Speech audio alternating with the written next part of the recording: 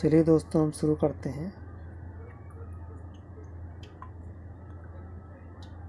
हमारा क्वेश्चन है कि तत्वों कार्बन, नाइट्रोजन, फास्फोरस के परमाणु आकार का सही क्रम बताना है। तो सही क्रम क्या होगा? तो आवर्त सारणी में हम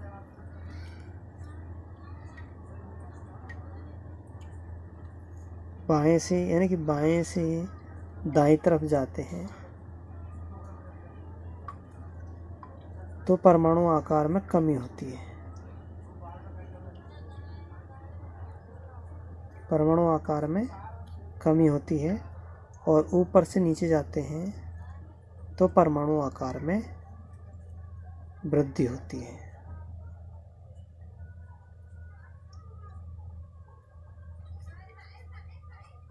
तो हम देखते हैं कि परमाणु आकार में वृद्धि और कमी कैसे होती है। तो यहाँ हम देखते हैं कि जैसे कोई तत्व है, जैसे हम लिथियम तत्व को ले लेते हैं आवर्त सारणी में। तो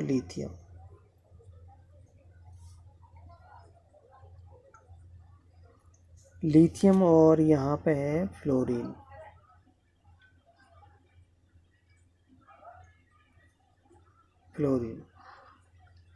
तो जैसे जैसे प्रोटॉन नाभिक के अंदर आते जाएंगे तो महत्तम इलेक्ट्रॉनों को अपनी ओर खींचने की जो क्षमता होती है नाभिक के द्वारा, तो ये क्या होता है, नाभिक के बाह्यतम कोश में, संयोजी कोश में इलेक्ट्रॉन होंगे। तो संयोजी कोश के इलेक्ट्रॉनों पर नाभिक का आकर्षण बल होता है।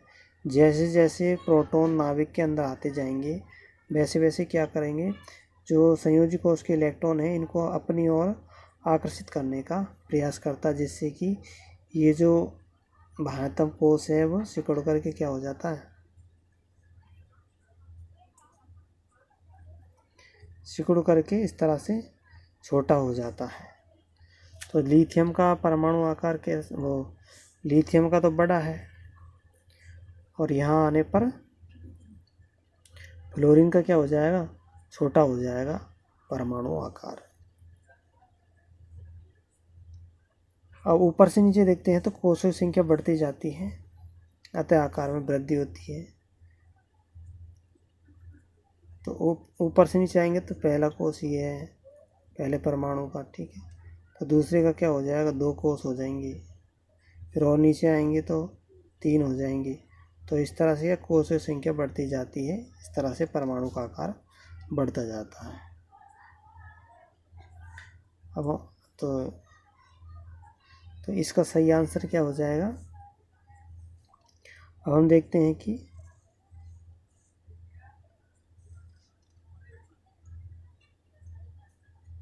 नाइट्रोजन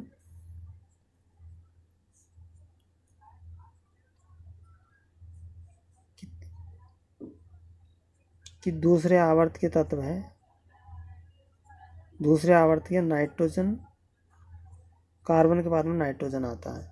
तो कार्बन के बाद में नाइट्रोजन आता है तो नाइट्रोजन का परमाणु आकार क्या हो जाता है, छोटा हो जाएगा, तो कार्बन का अधिक हो जाएगा। और तीसरे आवर्त के देखें, सल्फर और फास्फोरस। सल्फर, तो फास्फोरस के बाद में क्या आता है, सल्फर आता है ना। 1 मिनट, तो ये तो ऐसे हो जाएगा, फास्फोरस के बाद में सल्फर आता है, सॉरी ये सल्फर। तो सल्फर का परमाणु आकार क्या हो जाएगा, छोटा रहेगा, क्योंकि इनसे ये आवर्त है, यानी कि यह दूसरे आवर्त का है, ये दूसरे आवर्त का है और ये तीसरे आवर्त का है। तो इसका आकार तो वैसे ही बढ़ेगा और ऐसे जाएंगे तो आकार घटेगा।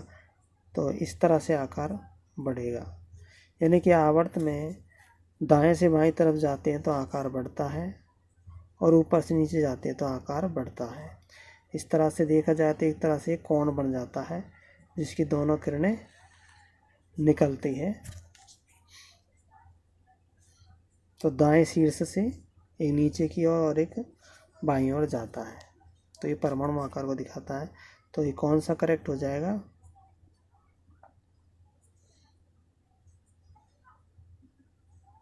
ऑप्शन ए इसका सही आंसर हो जाएगा। तो ऑप्शन ए इसका करेक्ट आंसर हो जाएगा। अब हम अगला क्वेश्चन देखते हैं। यह है, आधुनिक आवर्त सारणी में आवर्त निम्नलिखित में से किसको व्यक्त करता है? तो जो आवर्त है ये मुख्य क्वांटम संख्या को प्रदर्शित करता है। ऑप्शन सही हो जाएगा सी। सी करेक्ट आंसर हो जाएगा। नेक्स्ट क्वेश्चन तरफ देखते हैं कि उच्चतम इलेक्ट्रॉन लब्धि ऊर्जा वाला तत्व है। तो इलेक्ट्रॉन लब्धि ऊर्जा का मतलब होता है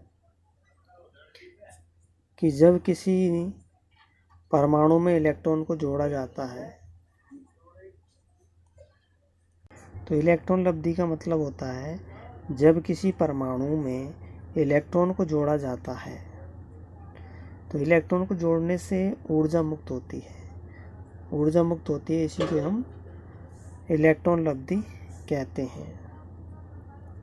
ऊर्जा मुक्त होती है, इसी को हम इलेक्ट्रॉन लब्धि कहते हैं या इलेक्ट्रॉन गेन एंथैल्पी कहते हैं। अब इलेक्ट्रॉन एंथैल्पी है, ये परमाणु के आकार पर निर्भर करती है। जैसे आकार बड़ा होता है तो इलेक्ट्रॉन गेन एंथैल्पी कम होगी,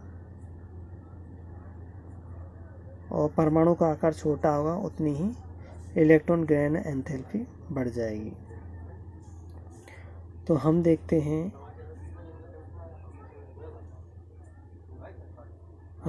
कि आवर्त सारणी में बाएं से दाएं तरफ या दाएं से बाएं तरफ जाते हैं तो परमाणु आकार में क्या होती है?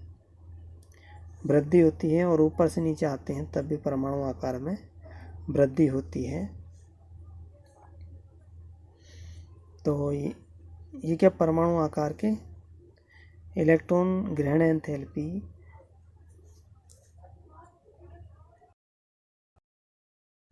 तो यहाँ हम देखते हैं कि सबसे ज़्यादा इलेक्ट्रॉन ग्रहण एंथैल्पी किसकी होनी चाहिए? तो ये हमने देखा परमाणु आकार। तो इलेक्ट्रॉन ग्रहण एंथैल्पी क्या होती है? परमाणु आकार की क्या होती है? व्युत्क्रमानुपाती होती है। परमाणु आकार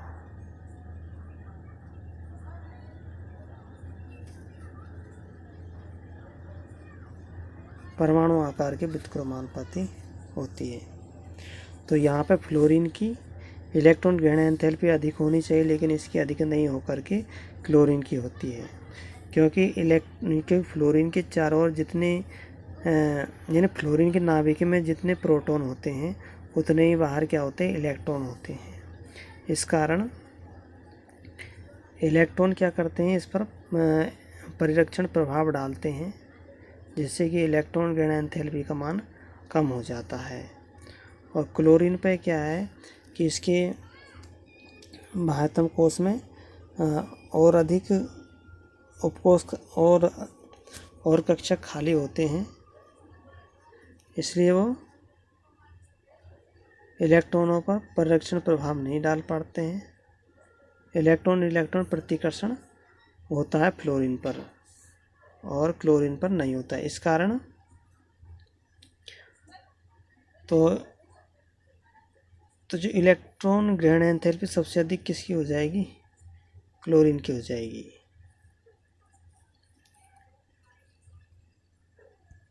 तो इलेक्ट्रॉन ग्रहण एंथैल्पी क्लोरीन की हो जाएगी। क्लोरीन इसका आंसर आएगा, वो ऑप्शन बी करेक्ट आंसर होगा।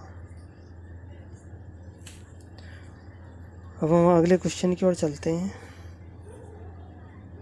ये क्वेश्चन है, इसमें निम्न तत्वों हाइड्रोजन, ऑक्सीजन, फ्लोरीन, सल्फर और क्लोरीन के लिए विद्युत ऋणात्मकता का बढ़ता क्रम है। तो विद्युत ऋणात्मकता क्या होती है? तो विद्युत ऋणात्मकता होती है यानी जो बंध में किसी अणु में बंधी इलेक्ट्रॉनों को अपनी ओर आकर्षित करने की क्षमता को विद्युत ऋणात्मकता कहते हैं परमाणु के द्वारा। तो परमाणु बंधे इलेक्ट्रॉनों को जो अपनी ओर अधिक ताकत से खींचता है उसकी ही विद्युत ऋणता अधिक होती है। तो हम यहाँ देखते हैं कि ऐसा कौन सा परमाणु है जो इलेक्ट्रॉन को अपनी ओर तेजी से खींचता है। तो यहाँ भी हम परमाणु आकार का ही प्रयोग करेंगे। देखो, तो परमाणु आकार दाएं से बाएं तरफ जाते हैं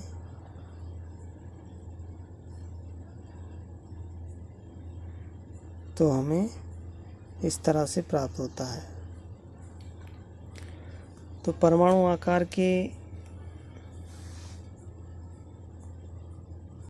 तो यहाँ भी हम देखते हैं जो विद्युत ऋणात्मकता क्या होती है। विद्युत ऋणात्मकता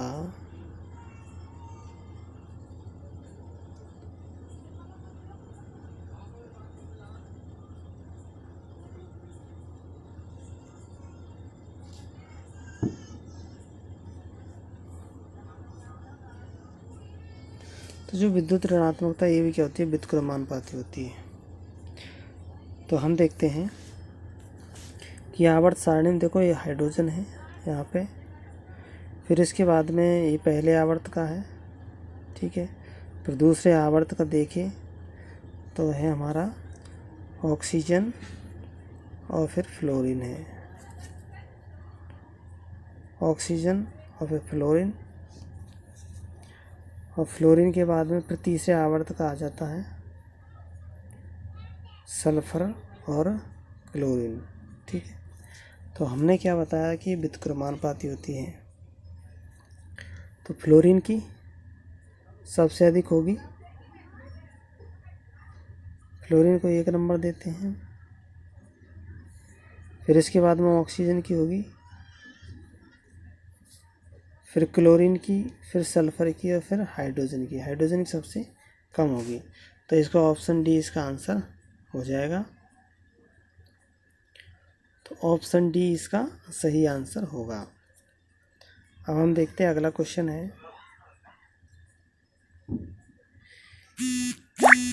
कि P4 में PP बॉन्ड बंधों द्वारा निर्मित कक्षकों में P गुण का प्रतिशत होगा। तो हम इसकी संरचना बनाते हैं। तो एक P A और एक P, 4 P बना दिए। ये सिंगल बॉन्ड से जुड़ जाएगा ये, और फिर ये आपस में ऐसे ये इस तरह से जुड़ जाएगा। अब हम जानते हैं फास्फोरस की संयोजकता कोष में कितने इलेक्ट्रॉन होते हैं? 5 इलेक्ट्रॉन होते हैं। तो 2 लोन पेयर रह जाएंगे सबके पास में, ठीक है। और 2 लोन पेयर रहने से अब क्या होगा, अब इसका संकरण देखेंगे। तो संकरण देखने के लिए क्या करते हैं, सिग्मा बंधों की संख्या प्लस लोन पेयर की संख्या। तो सिग्मा बंध कितने हैं, एक फास्फोरस के पास में 4 प्लस 3 है,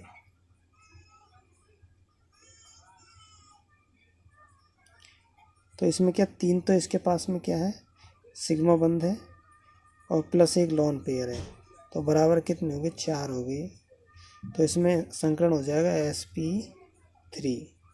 तो sp3 में ये कह रहा है कि जो p का प्रतिशत कितना है। तो p का प्रतिशत हो जाएगा, p का प्रतिशत हो जाएगा यानी कि sp3 है तो p का प्रतिशत हो जाएगा 3/4 गुणा 100। तो ये जो 25 गुणा 3 75। तो 75 इसका परसेंट आ जाएगा। ऑप्शन डी इसका आंसर हो जाएगा। ऑप्शन डी करेक्ट आंसर हो जाएगा। अब हम अगले क्वेश्चन की ओर चलते हैं। अब यहाँ हम देखते हैं कि अंतर हैलोजन यौगिक जो द्विलक संरचना में पाया जाता है वह है। तो द्विलक संरचना का मतलब होता है कि जब दो अणु डाइमर स्ट्रक्चर, जब दो अणु परस्पर जुड़ करके एक अणु का निर्माण करते हैं तो इसको हम द्विलक संरचना कहते हैं। और द्विलक संरचना किसमें पाई जाती है? आयोडीन ट्राइक्लोराइड में पाई जाती है। तो ये द्विलक संरचना कुछ ऐसी होती है। तो इसका करेक्ट आंसर क्या हो जाएगा?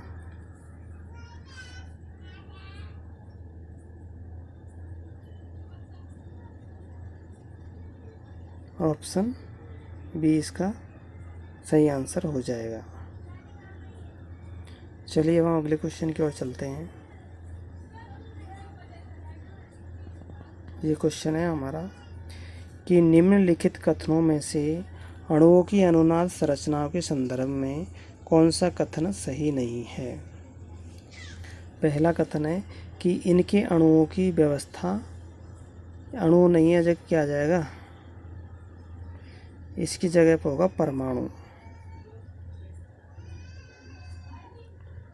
अणु की जगह पर क्या आएगा?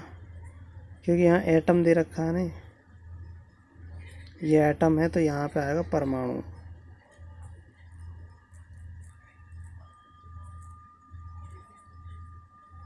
परमाणु तो जो परमाणु की व्यवस्था समान होती है, बिल्कुल सही है।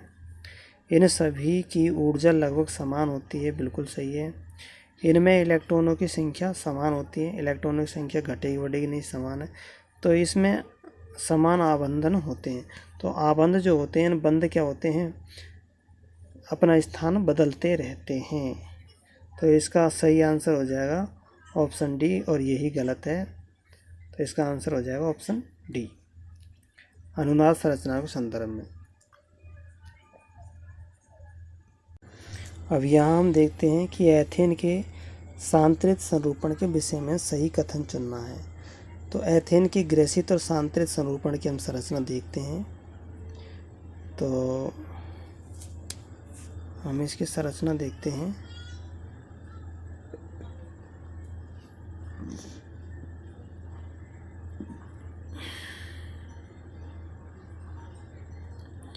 तो ये एथेन का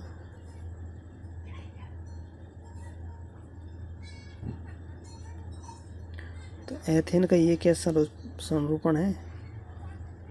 ये हमारा सांतरित संरूपण। और गैसित संरूपण कैसा होता है? गैसित संरूपण में क्या होता है कि यहाँ पे होता है इस जगह पे ऐसे। तो ये ग्रस्त संरूपण के बराबर स्थायी होते हैं। अब हम देखते हैं ऑप्शनों को। ये ग्रस्त संरूपण के बराबर स्थायी होते हैं। तो ये पहला ऑप्शन भी क्या हो जाएगा? गलत हो जाएगा, क्योंकि बराबर तो स्थायी नहीं हो सकते। यह ग्रस्त संरूपण से ज़्यादा स्थायी होते हैं, ये बिल्कुल सही है, ठीक है। और ये ग्रस्त संरूपण से कम स्थायी होते हैं, तो ये भी गलत है। और ये अस्तित्व में नहीं होते, अस्तित्व में होते हैं, तो ये भी गलत है। तो सही कौन सा हो जाएगा? ऑप्शन बी इसका करंट आंसर हो जाएगा। अब नेक्स्ट क्वेश्चन की ओर चलते हैं। तो यहाँ है कि निम्नलिखित में से सबसे कम अणुभार वाले एल्केन को खोजें जिसमें एक चतुष्क कार्बन है। तो हमें यानी 4 डिग्री कार्बन की पहचान करनी है, 4 डिग्री कार्बन की पहचान करनी है। तो देखते हैं 2,2 डाइमेथिल प्रोपेन। तो 2,2 डाइमेथिल का मतलब होता है कि ये प्रोपेन है,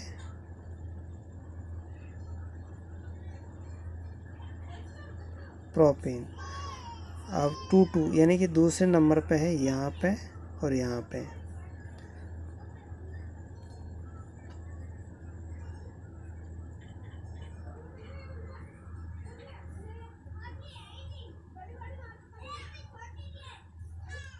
ठीक है। तो 2,2 डाइमेथिल प्रोपेन, फिर यहाँ भी क्या एक कार्बन है, यहाँ भी एक कार्बन है, ये 2,2 डाइमेथिल प्रोपेन होगा। और 2,3 डाइमेथिल ब्यूटेन, तो ब्यूटेन की बात कर रहा है तो देख 4 कार्बन की श्रृंखला हो जाएगी, 1 2 3 और 4। तो ये कहाँ पे है, 2 पे है एक तो,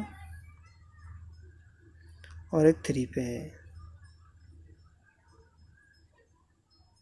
ठीक है। तो इसमें 4 डिग्री नहीं बन रहा, और 2 मैथिल ब्यूटेन है तो इसमें एक ही मैथिल है, तो इसका सही आंसर क्या हो जाएगा, 4 डिग्री यहाँ पे बन रहा था, 2,2 डाइमेथिल प्रोपेन आ जाएगा, यानी कि ऑप्शन ए आंसर हो जाएगा। तो देखिए यह क्वेश्चन हमारा है कि योगात्मक अभिक्रियाओं के प्रति एथीन और एथाइन की तुलना में बेंजीन की कम क्रियाशीलता का कारण है। तो बेंजीन की क्रियाशीलता कम क्यों है, इसका कारण क्या है? तो इसका कारण ये है, तो इसका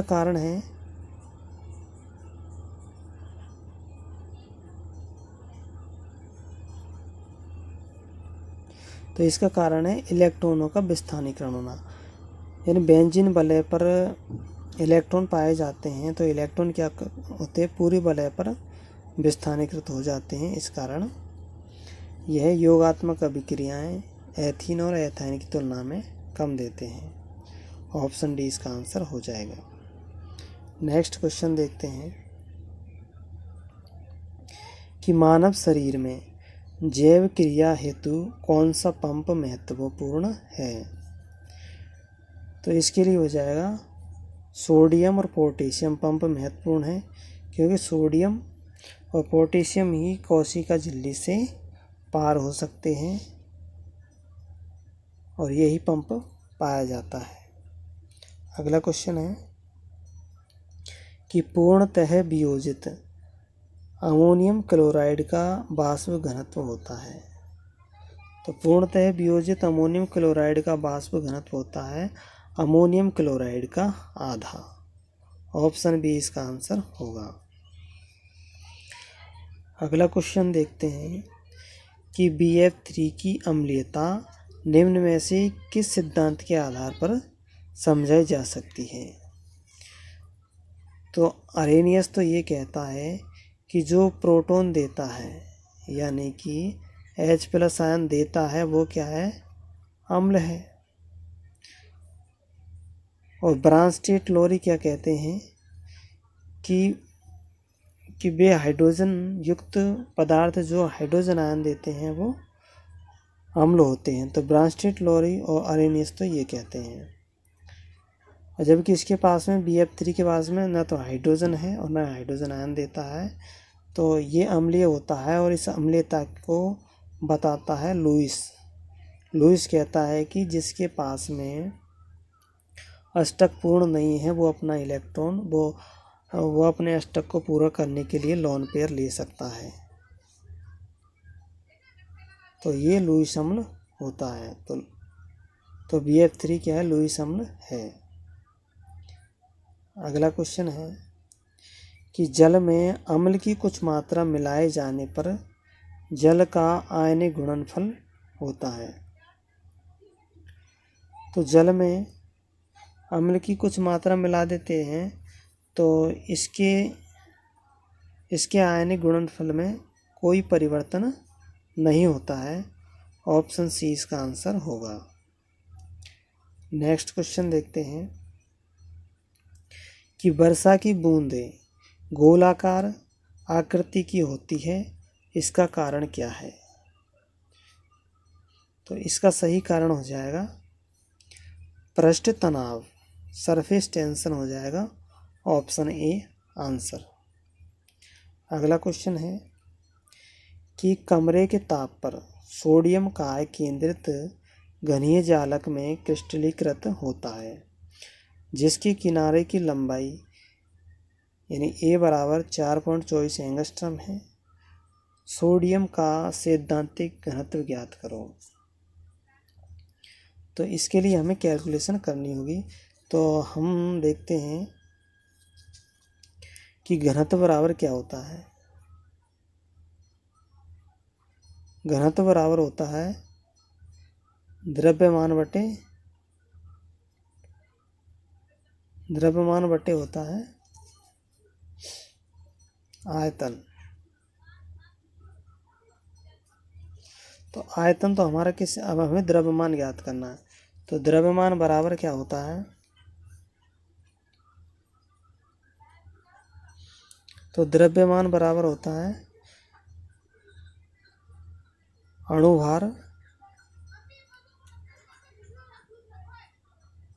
अणुभार बटे तुल्यांकी भार, सॉरी, अणुभार बटे एवोगाद्रो संख्या।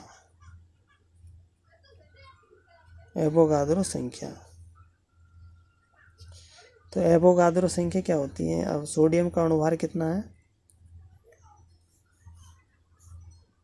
23 है, और इसके लिए 2 और आता है, तो 2 × 23 हो जाएगी। और बटे एवोगाद्रो संख्या क्या हो जाएगी? 6.023 गुणा 10⁻23। तो ये तो हमारा भार हो जाएगा। और हम क्या करते हैं? आयतन का भाग दे देते हैं, यानी 4.23 का भाग दे देते हैं। तो इसको गुणा करने के बाद में हमें क्या प्राप्त होगा? इसको गुणा करने के बाद में हमें 1.002 ग्राम सेमी क्यूब प्राप्त होगा। तो ऑप्शन ए इसका आंसर हो जाएगा। अगला क्वेश्चन है कि किस तरह की त्रुटि में अंतरकाशीय स्थान में धनायन की उपस्थिति होती है? तो यहाँ देखते हैं हम कि जो त्रुटियाँ हैं वो 2 प्रकार की होती हैं। पहली त्रुटि होती है स्टेक्योमेट्रिक त्रुटि में धनायन और ऋणायन की मात्रा क्या होती है? बराबर होती है। और धनायन ऋणायन की मात्रा बराबर होती है। और यहाँ पूछा जा रहा है कि किस तरह की त्रुटि में अंतरकाशीय स्थान में धनायन की उपस्थिति होती है अंतरकाशीय स्थान में।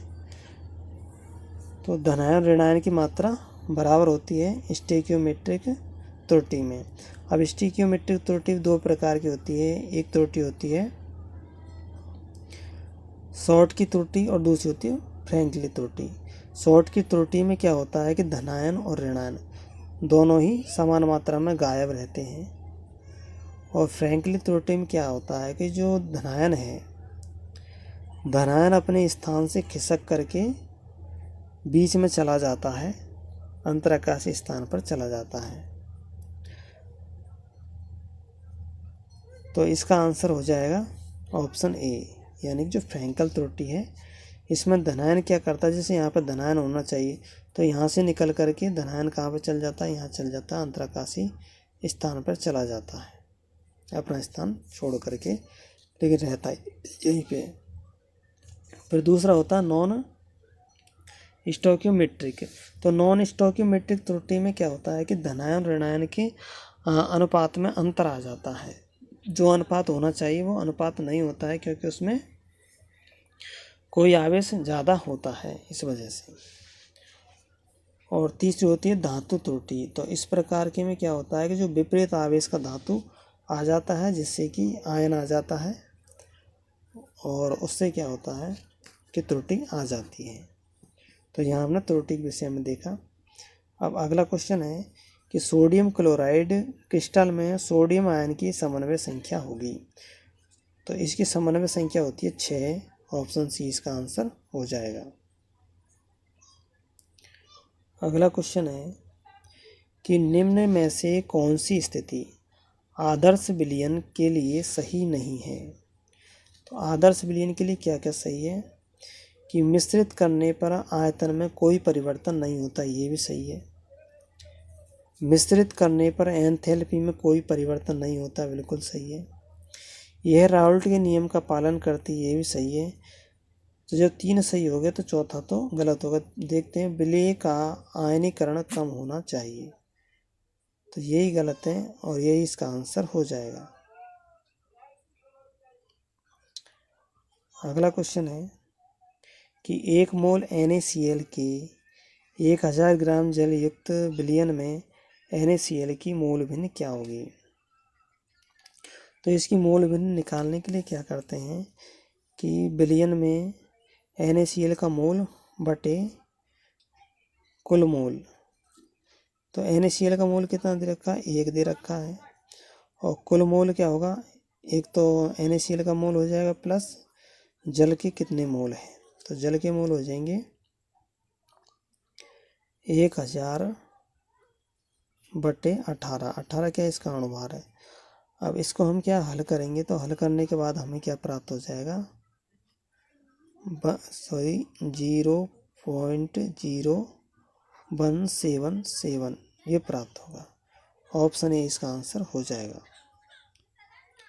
नेक्स्ट क्वेश्चन है कि राउल्ट के नियम के अनुसार 1 विलयन के वाष्प दाब में आपेक्षिक अवनमन बराबर होता है। तो वाष्प दाब में आपेक्षिक अवनमन बराबर होता है। ऑप्शन देखते हैं, विलय के मोल के, विलयन के मोल भिन्न के, विलयन के मोल के, और विलय के मोल भिन्न के। तो विलय के मोल भिन्न के बराबर होता है।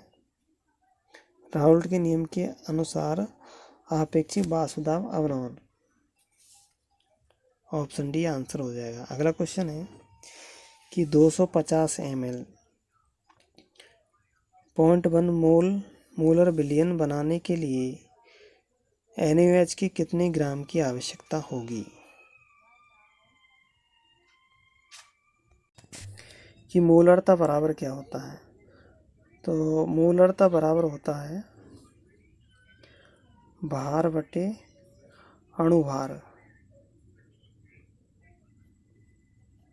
अणुभार इंटू 1000 बटे ml में आयतन जो भी होता है, आयतन ml में। तो यहाँ हम देखते हैं कि भार हमें ज्ञात करना है। हमें मोलरता दे रखी है 0.1, भार हमें ज्ञात करना है W। अणुभार दे रखा है हमें NaOH का कितना होता है 40, 1000 बटा 250 ml है।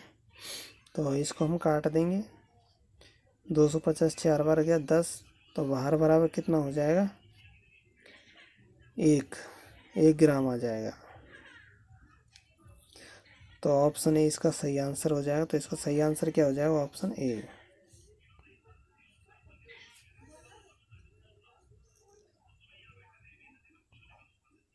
अब यहाँ देखते हैं कि हाइपोक्लोरस अम्ल तथा प्रोपाइन की योगात्मक अभिक्रिया से बनने वाला उत्पाद है। तो प्रोपाइन क्या होता है, सी और सी ट्रिपल बॉन्ड सी की अभिक्रिया कराते हैं हाइपोक्लोरस अम्ल, यानी कि HOHCl, यह हाइपोक्लोरस अम्ल होता है। तो इसकी अभिक्रिया कराते हैं तो क्या बनता है, C और ये OHC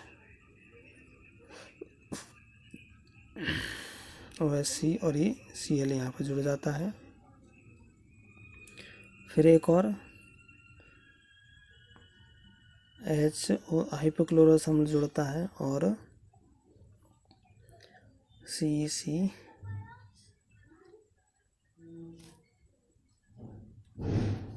और ये बन जाता है हमारा Cl और O और ये H, क्योंकि इसमें जल का अणु निकल जाता है। इस तरह से 2,3 यानी कि 1,1 डाइक्लोरो प्रोपेनॉल बन जाता है, 1,1 डाइक्लोरो प्रोपेनॉल। तो ऑप्शन बी इसका करेक्ट आंसर हो जाएगा। अब हम आगे देखते हैं। अगला क्वेश्चन है कि यहाँ देखते हैं हम कि नीचे दिए गए यौगिक को उसके घटते हुए अम्लीय सामर्थ्य के क्रम में व्यवस्थित कीजिए। तो अम्लीय सामर्थ्यता क्या होती है?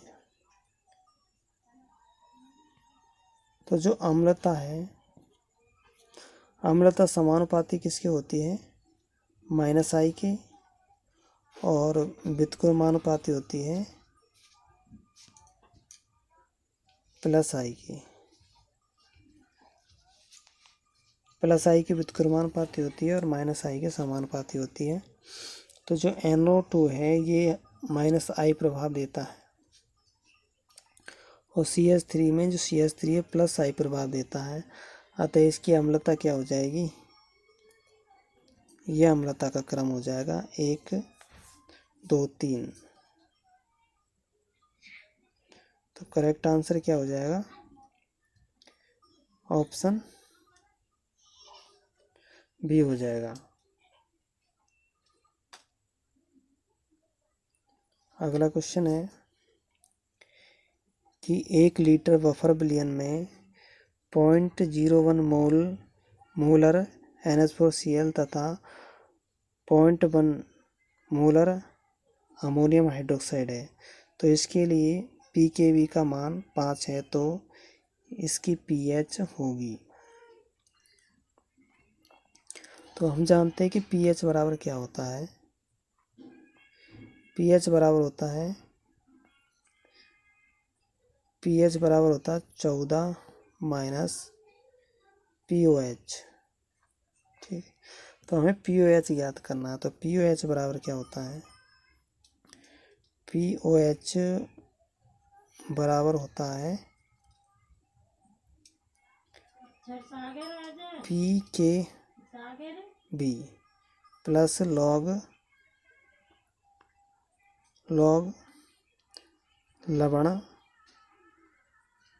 लवण बटे क्षार। तो इसका मान रख देते हैं हम। तो pKb कितना दे रखा है? तो pKb दे रखा 5 प्लस लॉग लवण दे रखा हमको, लवण दे रखा है 0.01 मोल इसकी सांद्रता, लवण की सांद्रता, और क्षार की सांद्रता दे रखी है 0.1 मोल।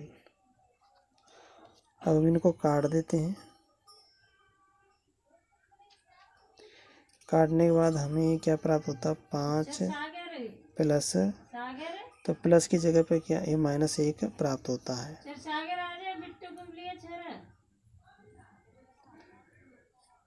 बराबर हो जाएगा 4। तो 4 हमारा pH कितना हुआ? 4 हुआ। तो 14 में 4 घटाएंगे तो बचे क्या? 10। तो इसका सही आंसर हो जाएगा pH कितना हो जाएगा? 10। ऑप्शन बी इसका आंसर हो जाएगा। नेक्स्ट क्वेश्चन है कि यदि किसी विलयन का pH 5.2 है तो उसका POH क्या होगा? तो 14 में से 5.2 घटा देते हैं तो POH आ जाएगा हमारा 8.8 आ जाएगा। ऑप्शन डी इसका आंसर होगा। नेक्स्ट क्वेश्चन है कि निम्न में से कौन सा विलयन बफर के रूप में कार्य करता है? तो बफर विलयन दुर्बल अम्ल और उनके प्रबल अम्ल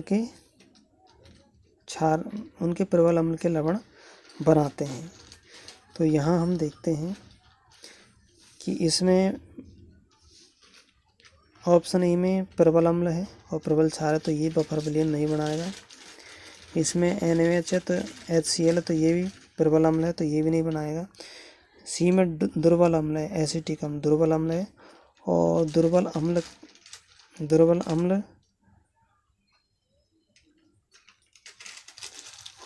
अम्ल है, और प्रबल जिसका दुर्बल क्षार का लवण है।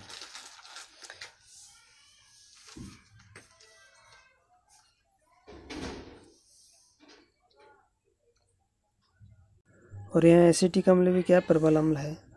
अतः ये क्या है? बफर विलयन नहीं बनाएगा। बफर विलयन क्या बनाएगा? एसिटिक अम्ल, और एसिटिक अम्ल का क्षारीय लवण बनाएगा, प्रबल क्षारीय लवण बनाएगा। ऑप्शन सी करेक्ट आंसर हो जाएगा। नेक्स्ट क्वेश्चन है कि किन्हीं दो गैसों के मिश्रण का कुल दाब होता है। तो किन्हीं दो गैसों के मिश्रण का कुल दाब होता है यानी प्रत्येक गैस की आंशिक दाब का योग। ऑप्शन ए इसका आंसर हो जाएगा। अगला क्वेश्चन है कि आदर्श गैस की समीकरण है पीवी बराबर एनआरटी। तो आर का गणितीय मान नहीं होगा। तो आर का गणितीय मान क्या होता है? 8.314 इंटू 10⁷ अर्ग प्रति मोल प्रति केल्विन, ये भी होता है। 8.314 जूल प्रति मोल प्रति केल्विन होता है, जूल में भी होता है। और 8.314 पास्कल घन मीटर प्रति मोल प्रति केल्विन होता है, लेकिन 8.314 वायुमंडल मोल प्रति मोल प्रति केल्विन ये नहीं होता। तो यही इसका आंसर हो जाएगा, ऑप्शन डी। अगला क्वेश्चन है कि बॉयल के नियम का सही निरूपण है। तो बॉयल का नियम होता है कि जो दाब है वो आयतन के क्या होती है? व्युत्क्रमानुपाती होती है। तो ऑप्शन ए इसका आंसर हो जाएगा। नेक्स्ट है कि गैसों के गतिज ऊर्जा सिद्धांत के संदर्भ में इनमें से कौन सा कथन सही नहीं है? तो गतिज ऊर्जा के सिद्धांत में तो ऑप्शन पहला देखते हैं कि गैस सूक्ष्म कणों से मिलकर बनती है जिसे अणु कहते हैं। तो सही नहीं है बताना। तो ये भी सही है। अणुओं की गति यादृच्छिक होती है, ये भी सही है। अणुओं के मध्य टक्कर होने पर ऊर्जा की हानि होती है। तो अणुओं के मध्य टक्कर होने पर ऊर्जा की हानि नहीं होती बल्कि ऊर्जा मुक्त होती है। तो ये इसका गलत हो जाएगा। गैसों को गर्म करने पर अणुओं की गति बढ़ती है। तो इसका करेक्ट आंसर हो जाएगा ऑप्शन सी। अगला है कि पृष्ठ तनाव की इकाई होती है। तो पृष्ठ तनाव की इकाई होती है, पृष्ठ तनाव बराबर होता है बल बटे